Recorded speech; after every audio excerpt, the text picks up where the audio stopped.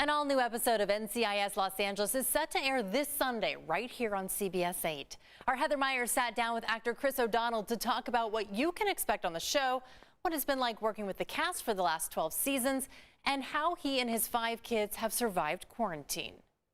Did you get her? Did you get Katya? No. She left just before they got there. She must have seen her, heard them coming. Or someone tipped her off.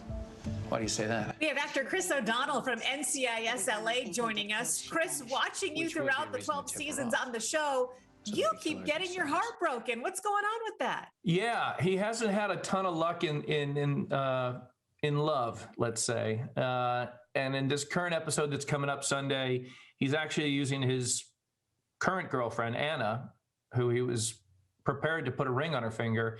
He has to use her as bait to help rescue one of his old girlfriends. 12 years of being on the show. And I heard you in a recent interview say, when we first started the show, that was when the first iPhone came out. And now here we are 12 years later. And that's kind of how you're keeping marks on how far you're into being on this show. We've gone through a lot of iPhones. And I remember when it first came out, and there were only a few apps out there, and someone would discover a new app and bring it to the set. And yeah, I mean, just watching my kids grow up. My youngest was in diapers when we started, and she's 13 years old now. In real life, as you just mentioned, you have 5 kids. Yep. I'm just going to say that number again, 5 kids during quarantine. Kids anymore. They're grown up. I know. And you just mentioned the youngest is 13.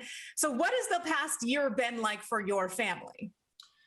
Well, when the whole pandemic hit, everyone came home from school. The ones that are at college, we were all back in the house together. There were definitely some silver linings to it. We had more family dinners in this past year than we probably had in the previous 18. I mean, it's just been great in that regard. But, challenges as well. I think it's so tough for these kids to do online schooling and have an attention span. And I can't imagine the teachers trying to teach them. It hasn't been great for anybody. I think everyone's doing their part and trying to socially distance and be mindful of what we're all fighting here. But I know we're all looking forward to getting back to some sense of normalcy. You should have called me. Oh, you're right.